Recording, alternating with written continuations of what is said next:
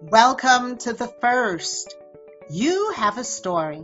If you look back on your life, you've done things for the first time that no one in your family, in your town, in the country has done. This is Dr. Sandy. You have unknowingly paved the way for others without knowing it or even acknowledging it. This is where you tell your story so that those who come after you can walk in your footsteps to build their own firsts. Hey everybody, today I'm speaking to Sandra Eberhard.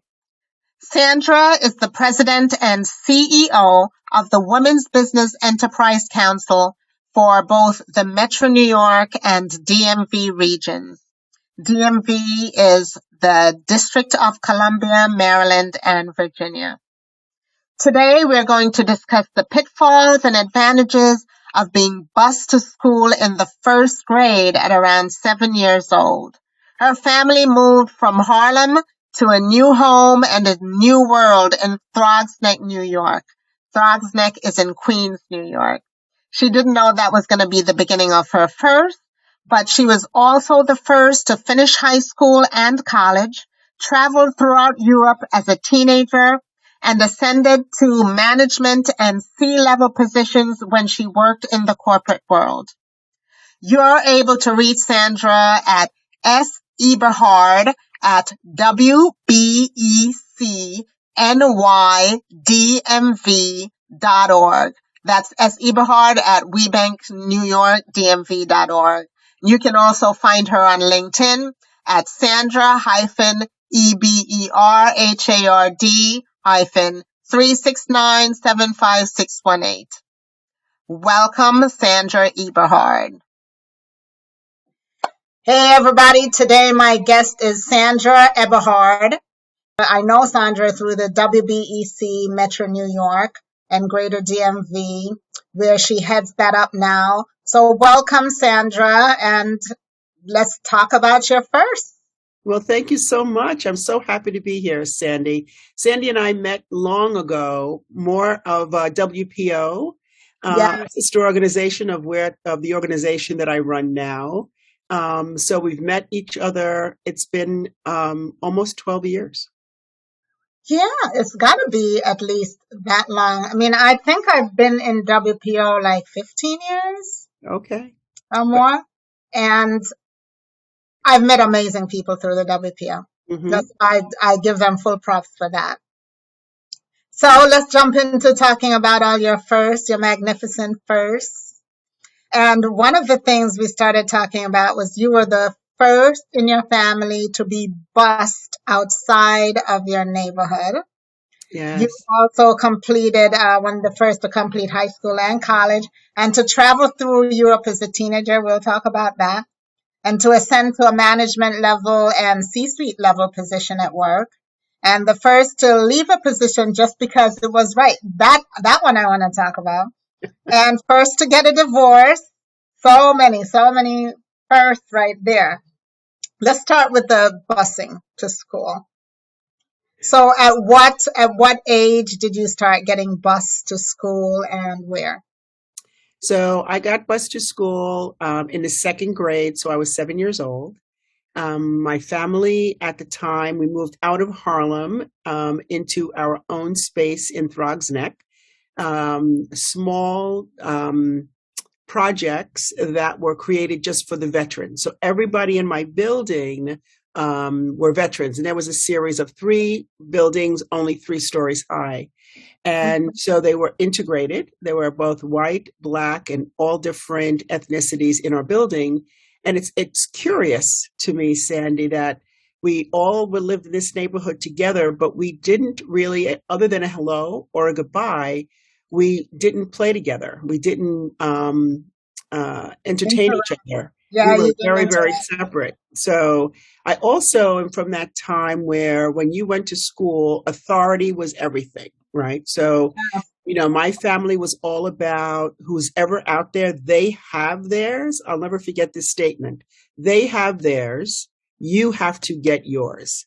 And what they meant by that was education, certificates, the kind of jobs that we wanted and moving forward. So yeah, at 7 years old, and I could walk to school before that. I could walk across the street to the annex, which is where I went to kindergarten, only half days at the time, or I could walk up the hill to PS 72, which was my first school, my first grade class.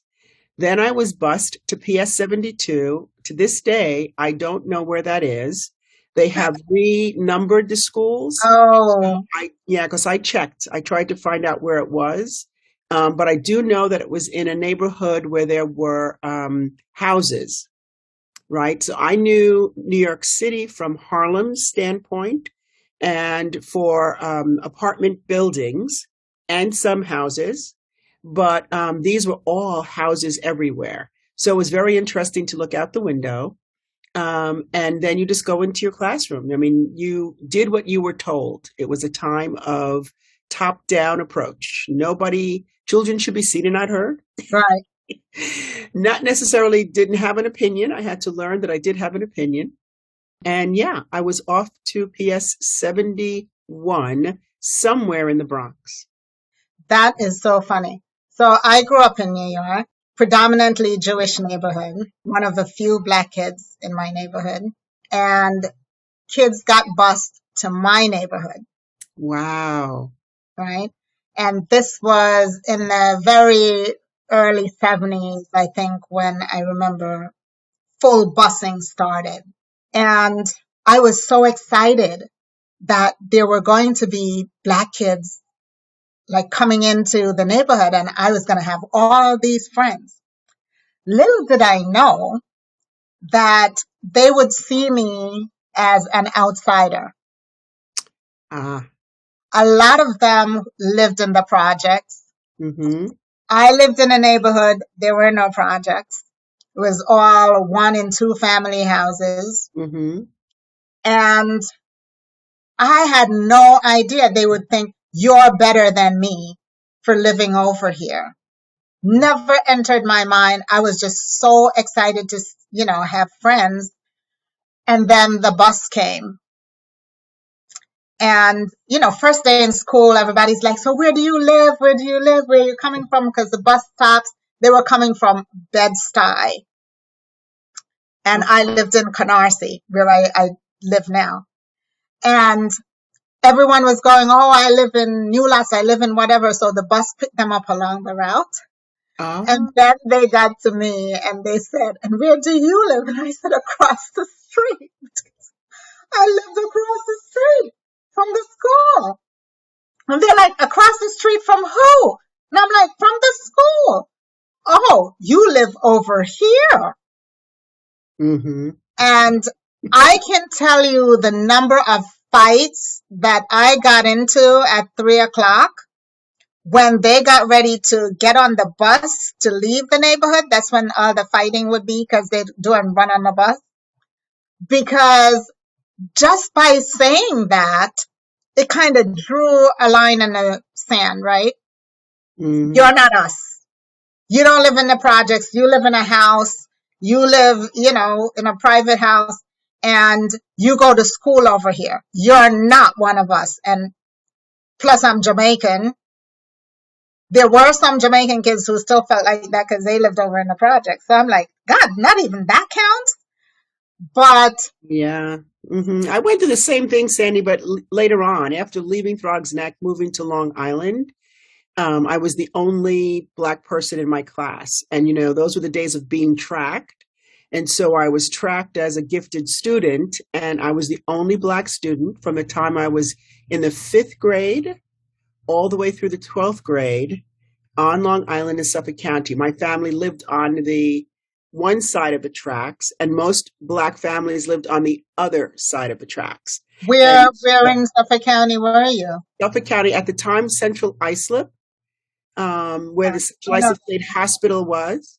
It was beautiful, and Caucasian people moved out of my neighborhood when we moved in. White flight. There you go. And so we were the only Black family on the block. I'm sorry, there was one other Black family, and as a matter of fact, two gay ladies who owned a house on the block. But yeah, I was the only one. And so I got in fights in junior high school because I was used to going for everything, whether it was twirling or um, baseball or chorus or Mhm. any kind of activity at school was the only reason I could be out of my house after 7:30 at night.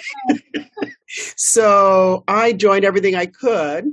But other Black people shunned that. So they didn't join, and they thought that I had an attitude because I did join, which I didn't understand. I didn't understand why they didn't, but I didn't stop myself from joining. Good. It was the only in many things in my school years in junior high and high school. So when we talk about unconscious biases, Mm-hmm. we have, as a people, we have our own biases, right? Oh, yes. Against each other. Yes. And this is one of them. Correct.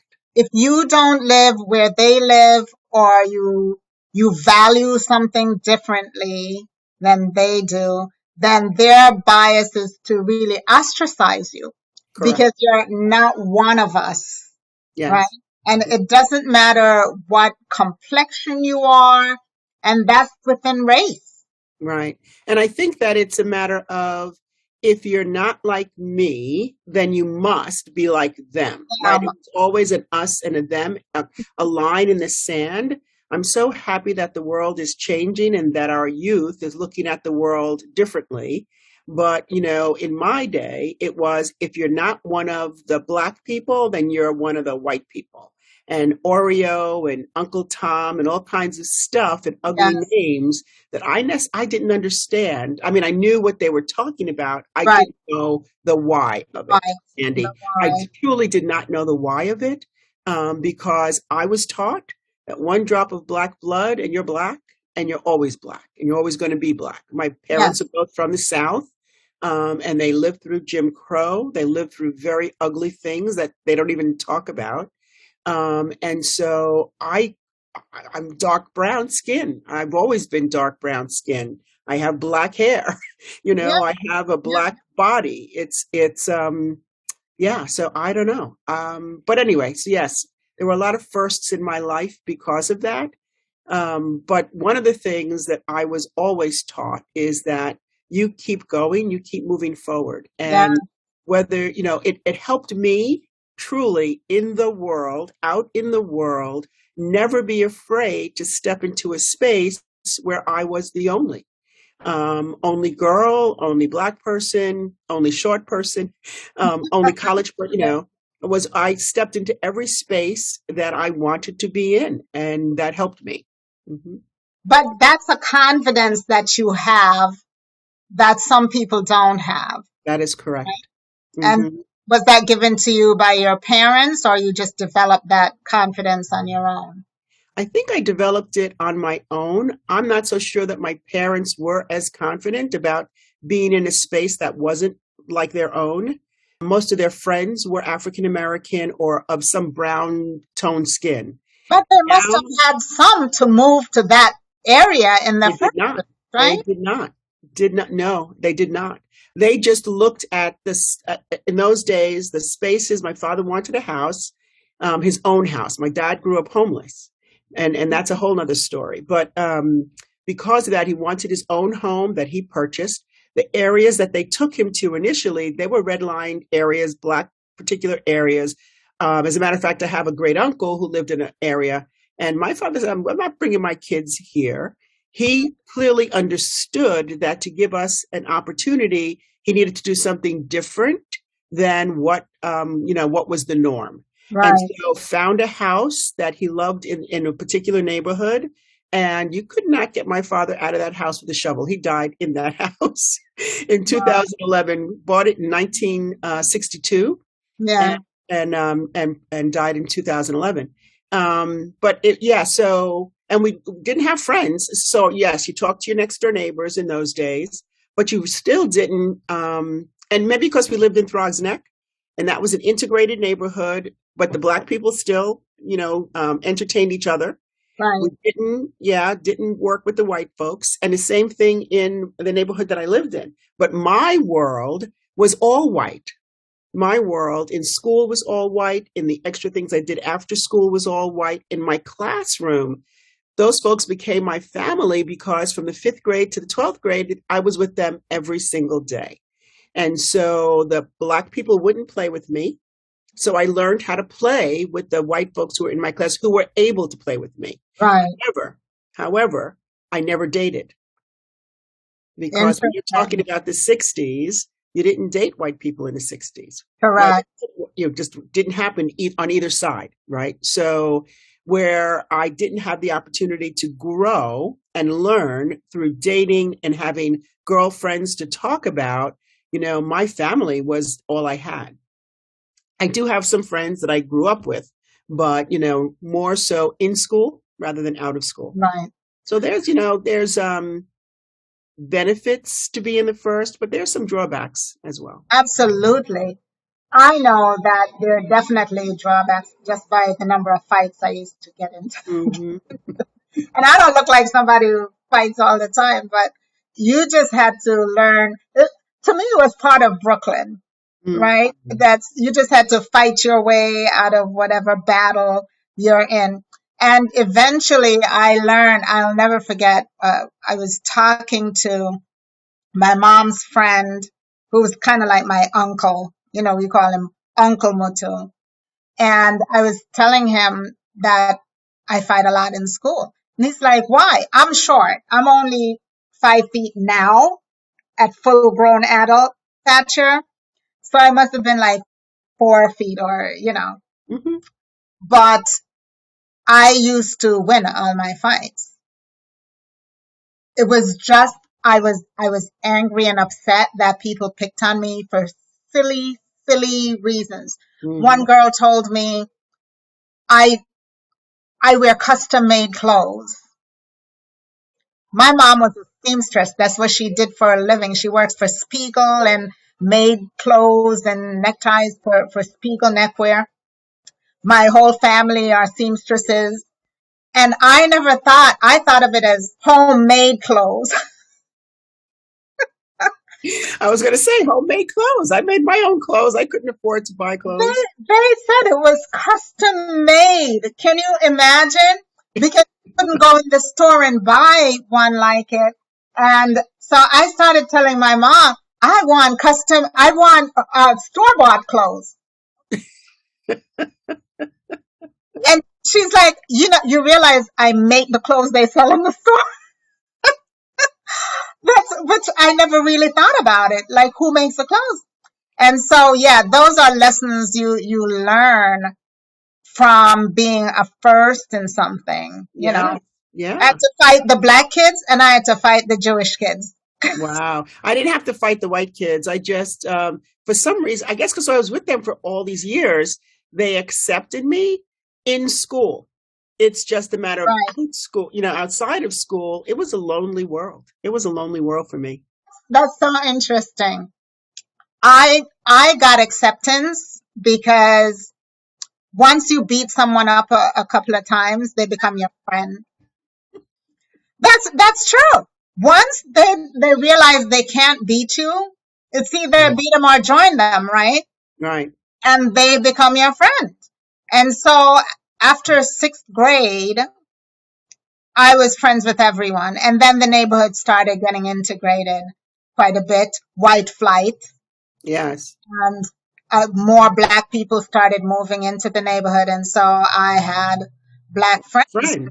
That's great. Yeah, Yes, that's after wonderful. Yeah, sixth grade. So yes, I was the first in my neighborhood too. And, very different experiences based on where you live. exactly. That's exactly right.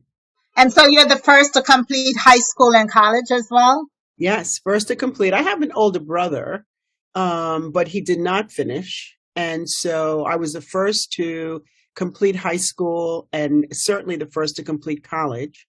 And in the middle of that, I had the opportunity to spend 3, maybe even 4 months in Europe as a teenager.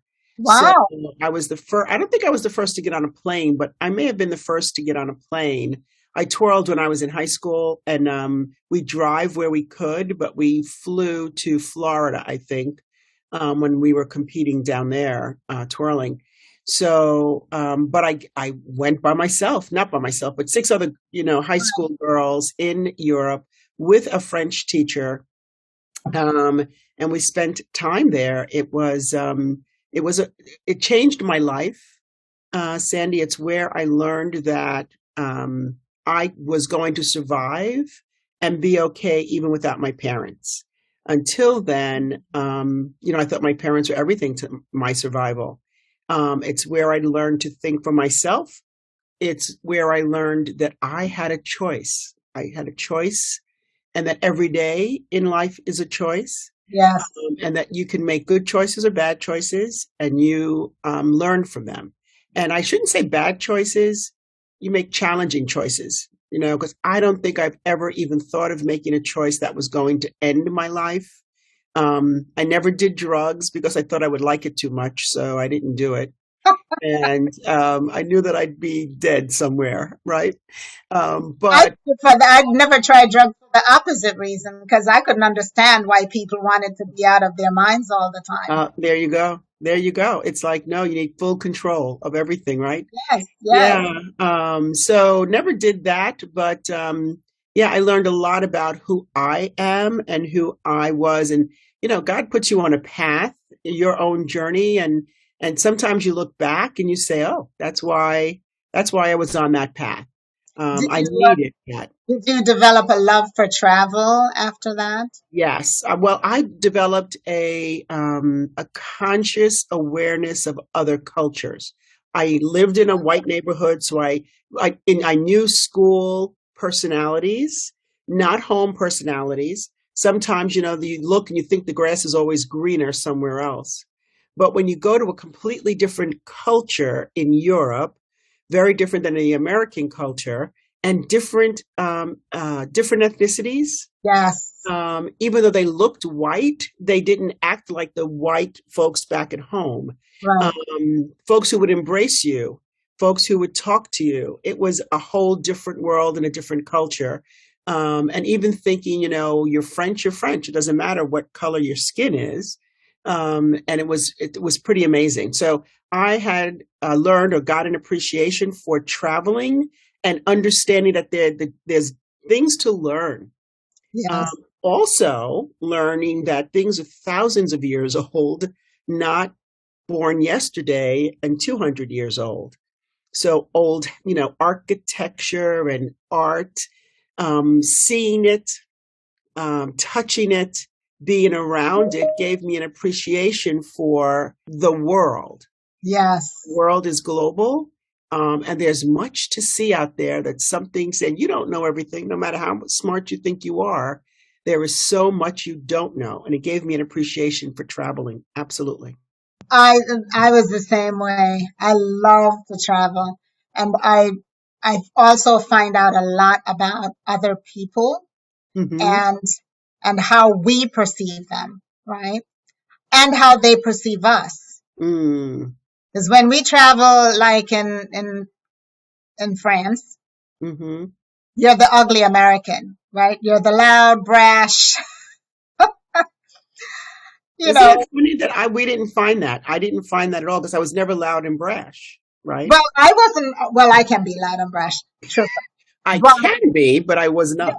I wasn't. But that was just the impression that they had of us, and I got had a difficult time in restaurants because I didn't speak French. I speak mostly Spanish, but which is easy to switch to Italian. Like if you understand Spanish, it's a Romance language, right? You could As understand. is French. Yeah, but a very different Okay.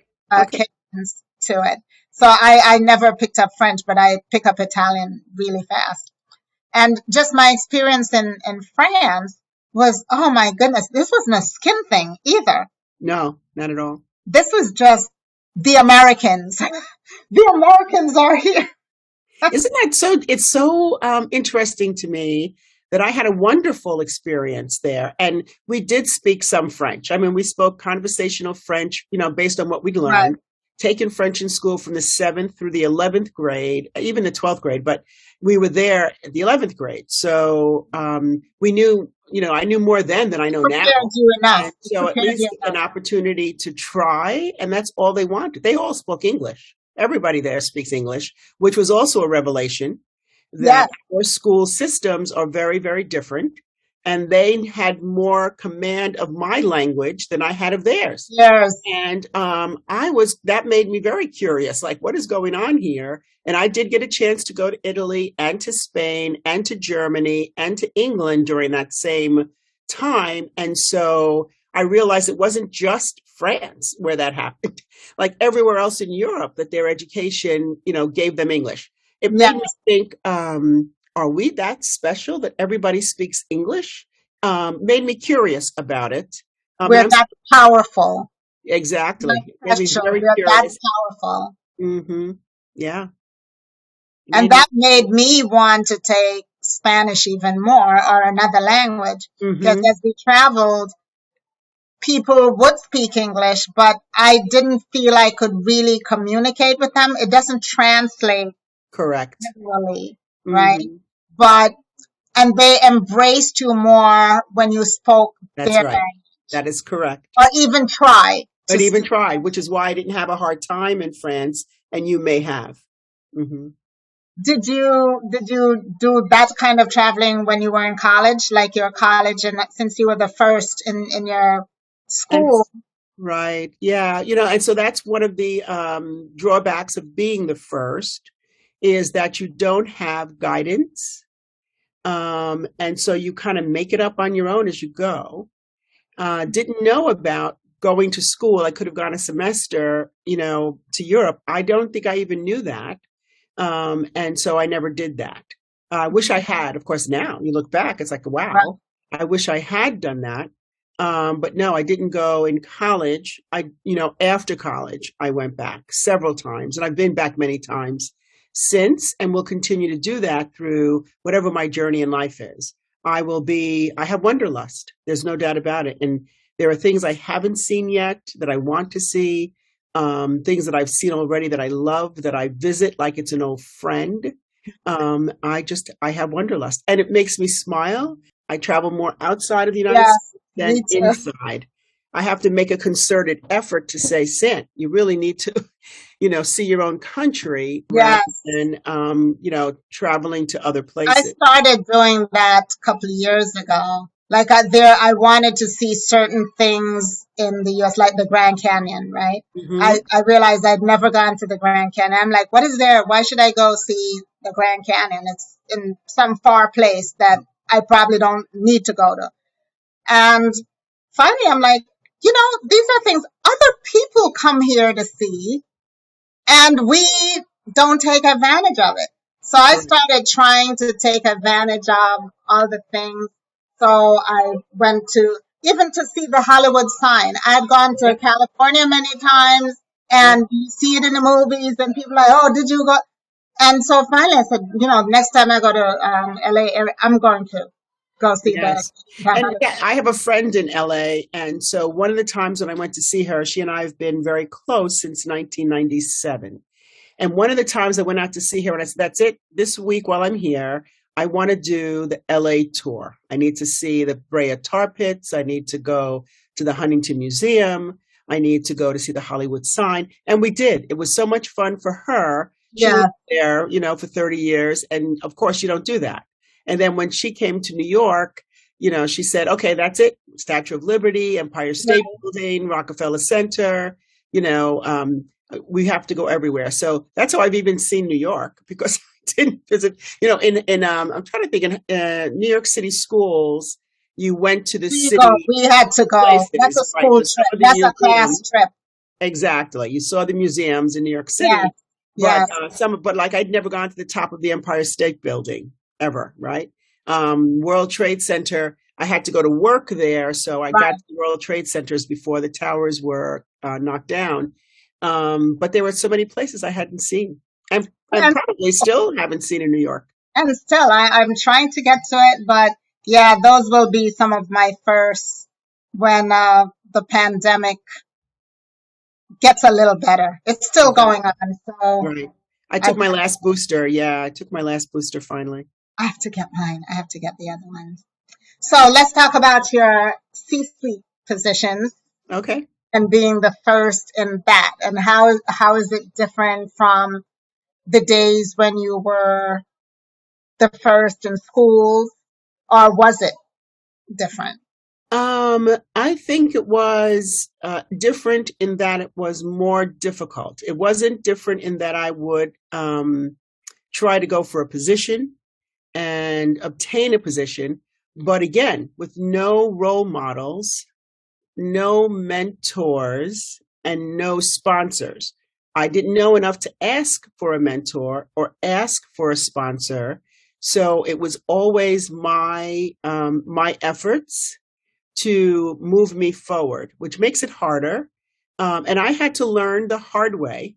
It doesn't matter how smart you are. It doesn't necessarily matter in corporate America that it's all about the results. It's truly about who you know. It's about the relationships. Yes, And yes. those relations, through those relationships, you get mentors. Through those relationships, you get sponsors, right? And sponsors are those folks who talk about you when you're not there. They're the ones who are always on your side. They're already in positions at a level that you want, and they're the ones developing you to move you forward. Mentors help you be successful exactly right where you are. Sponsors are those folks who pull you forward and pull you forward in conversations that you don't even have access to. And So, when did you learn the difference? um, Did you learn it while you were in corporate? no, I did learn that relationships were important. So, my last corporate job, I worked as the asset manager for Aetna's Northeast. And what that was is I managed all of the facilities from New Jersey all the way through Maine, take home office out of it, but every other facility. So 17 facilities. By then, I understood that relationships were everything, especially since I also managed all of the shared services in all those facilities. And so, without having the buy in of the folks in those facilities, the leadership, you couldn't get done what you needed to do. And so through the years, and by then this is probably year 2025, where I'm making the effort to have friendships, business friendships, and learn about the areas and learn about what folks wanted, and come to have those negotiations about what you needed from a business standpoint, enterprise wide, and still work towards working and making folks happy right then and there. So it took me quite a while going into corporate America, going into any job anywhere. As a Black woman, I was always taught you had to be 200 or 300% better. You had to work hard and keep your head down and do your job. That's what you have to do to be better, right? But it was also during that time where you no longer worked in one job for 30 years, right? That didn't work any longer, and which my parents didn't understand. They thought all the efforts to get me to the job where you're there for 30 years. Well, that, I couldn't explain to them, well, that doesn't work anymore. I got to move around in order to grow, in order to be promoted, to get more information, and to make friends. And so I learned during that time that you didn't keep your home and your work separate. Smush it all together. There's no such thing as balance. It's really about integrating your home and your work life so that you can do well in both journeys.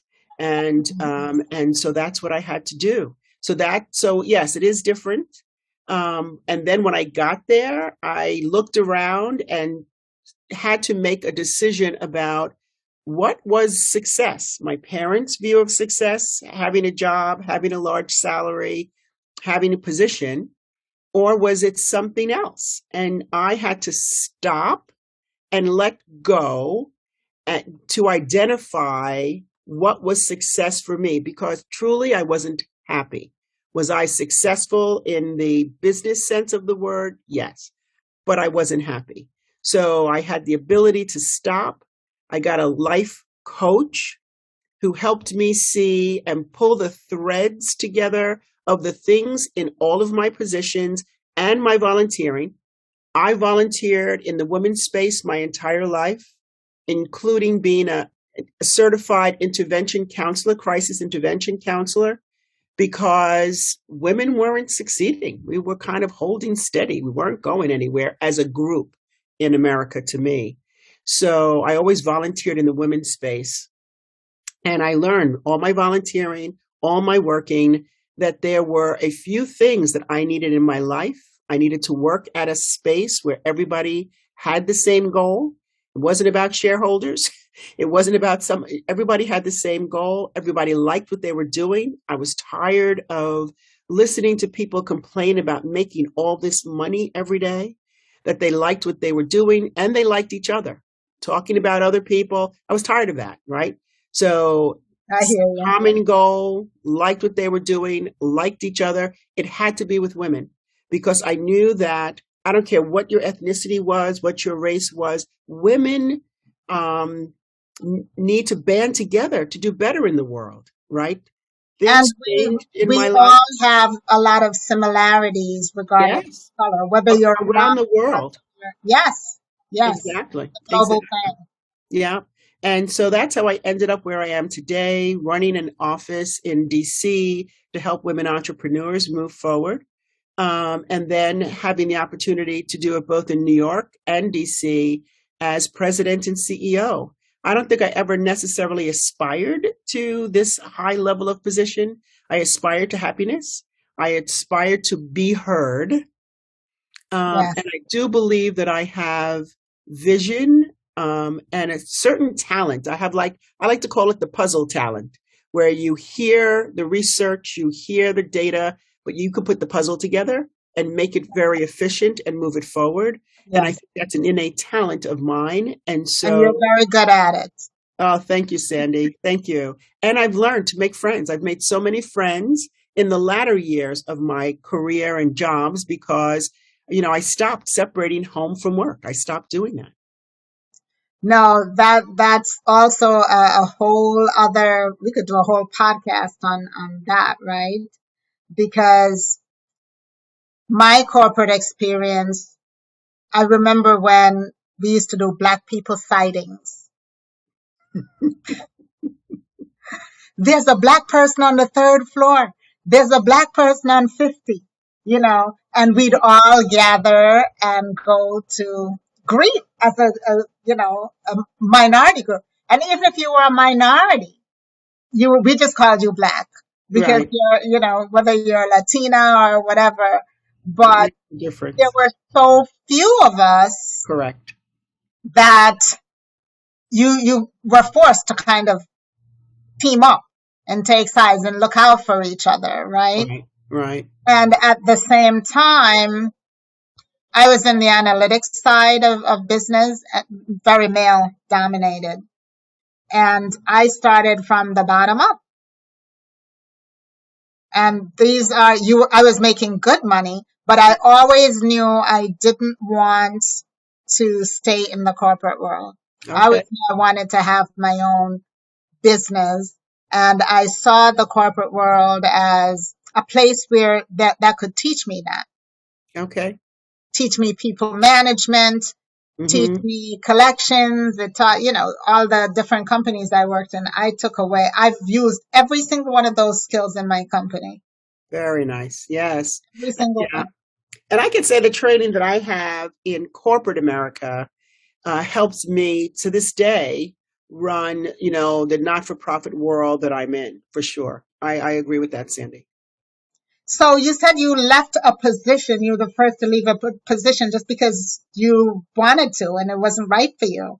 How Right. did that go over with the family? Oh, it didn't. They didn't understand at all. Why would you give up a great position, great money, because you don't want to? And it just, happened that I realized that in corporate America, the real customer are the shareholders, Yeah. and that the premium paying customers get confused and they don't understand that at all. So, and also internally, when you're working for corporate America, your division, your department, your unit, your team, gets its work from another team internally, and that you give your work to another team internally. So the higher you go in the company, the farther away you get from the premium paying customer. Yes. And so you don't think about customer value, experience, customer exchange. You don't customer engagement. You're not a part of that any longer. And I don't think I ever really wanted a job that was like that. It was not my goal. I wanted to be a teacher early on to make an impact. So, and this going into corporate America, I went to make a better impact as a math teacher and ended up staying, got married, had a baby, made a lot of money, found impact in teaching internally because you get to teach some. But as I kept going higher and higher, farther away from the premium paying customer, it's like, what impact am I making? Yes. Am I making impact for the shareholders? San, is that who you are? Is that what you're about? And some of the decisions that are made internally in corporate America don't seem rational. I'll use the word rational for those shareholder meetings, for the investment meetings. And I guess if I was a shareholder, I would think they were rational. But I had become a worker bee, and I had to stop because it was causing me negativity about myself. I was thinking negatively about myself, like, who am I serving? Am I serving the almighty dollar? Am I serving the almighty position? Saying, is that who you are? And it was impacting my respect for myself and what I was doing. Never wanted to be an entrepreneur, but absolutely understood the value of corporate America on entrepreneurship. As asset manager, I learned that in the local locales that I worked in, but felt that I still could make impact. I can make impact on my economy, on women and children in the economy. And I don't know why, Sandy, I always thought that we are the answer. Women are the answer. And if we band together You just have to think that. the answer, then it's better for the world. That's true. But we have to own that. Yes. Pick up the mantle and run with that, right? That's correct. That is correct. So you said impact. Do you feel you've impacted like your brother? Your brother is younger than you are? My brother is older than I am. My brother passed. She's older. So no impact on my brother. My brother's been gone for very, very many years. But impact on my son and my niece and my nephew. Yes.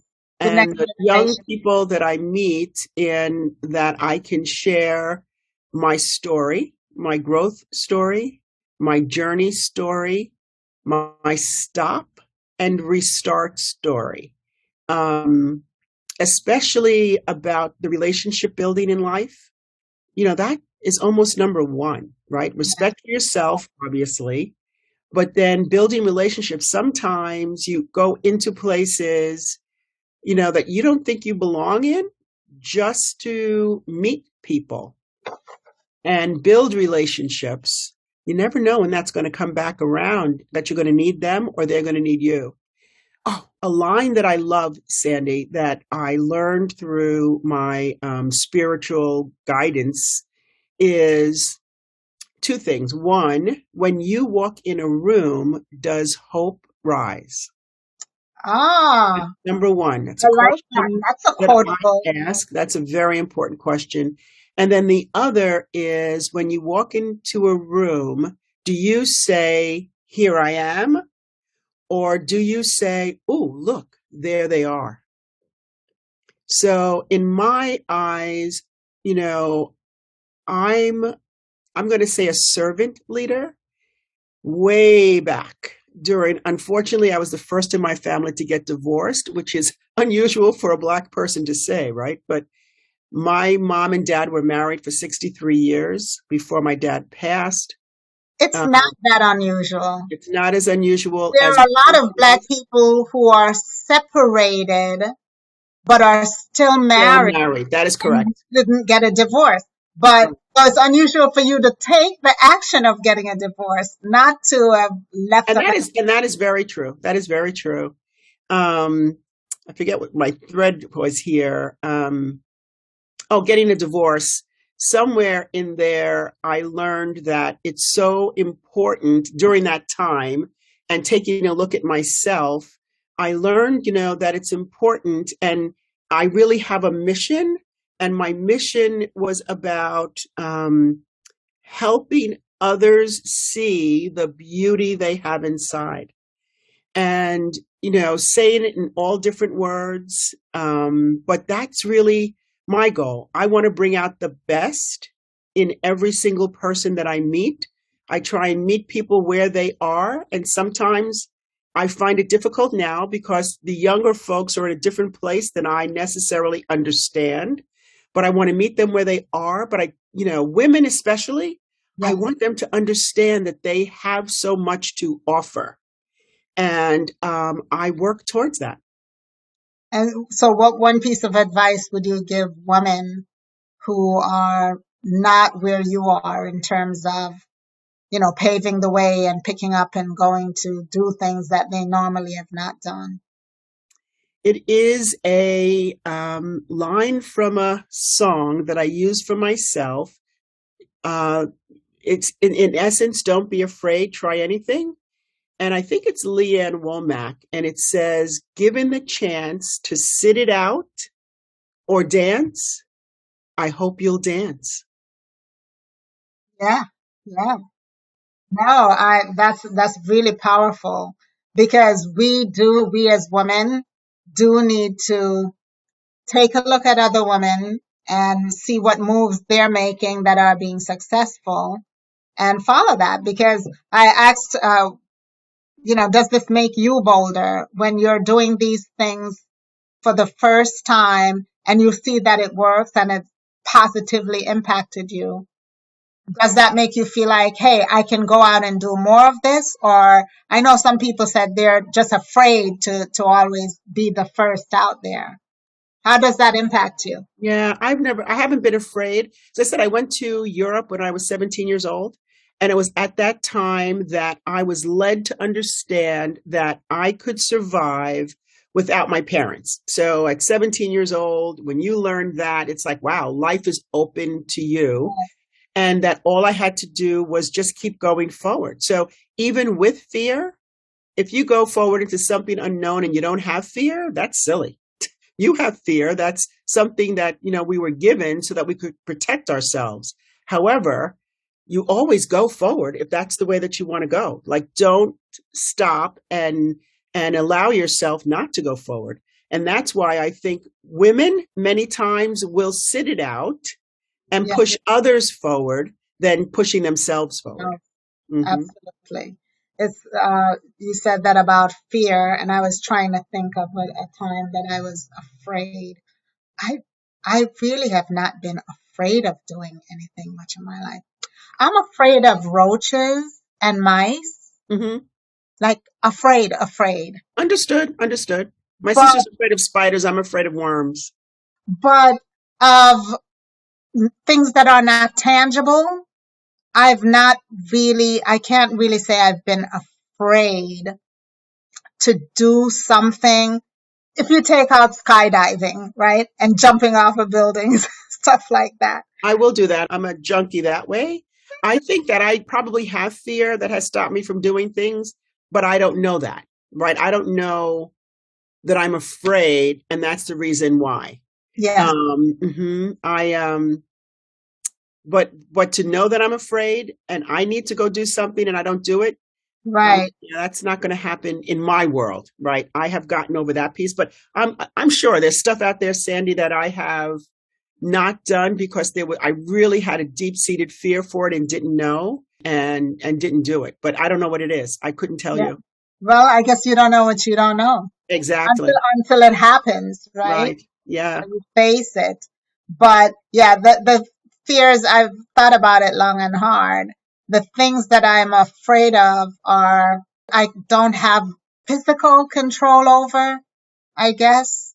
Like, I won't put myself in a position where I have to make the decision to jump off a bridge on a bungee cord, right? That doesn't thrill me. I don't like roller coasters Oh, neither do I.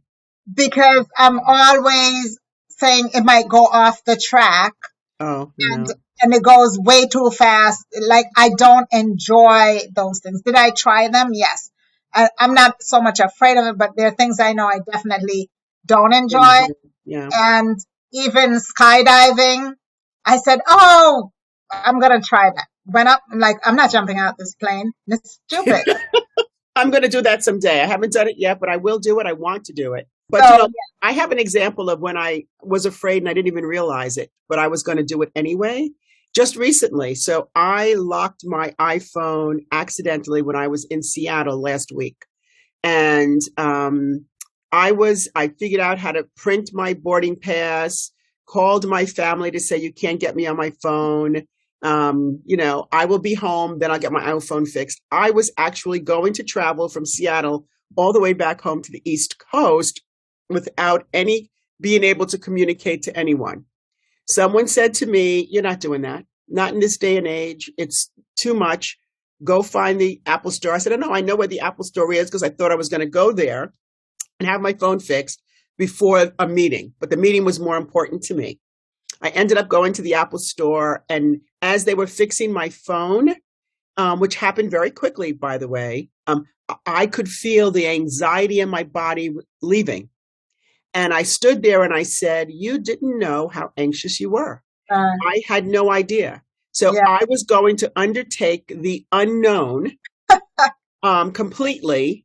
I was going to do it. So that tells you who I am. I will try it and not even know that I'm anxious or scared.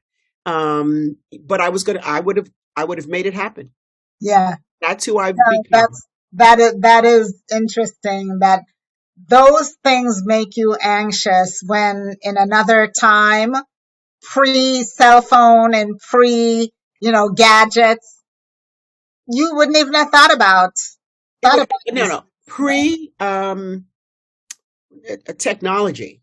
And it's not about the phone. It's about knowing the way people are thinking, Right. that people are dangerous, that somebody will pick up a gun and shoot you, that planes are falling, that, it's about the new world that we live in. Yes. It is really more so than the gadget. It's the news media. It's knowing everything that's going on all the time is It's in your brain. oversaturation. It's in your brain and you don't even know about it, right? So I think that's what the difference. We Yeah. know more, much more than we need to. But I'm going to have to go, my love. This Yes. is, And so have I. So I swear I could talk to you for 8 hours a day. thank you so much. I really appreciate being on our podcast, and I hope to have you back again. Thank you so much. Please, I love talking to you. This is Dr. Sandy. Thank you so much for sharing your journey on the first, where no two stories are alike, even if the circumstances are similar.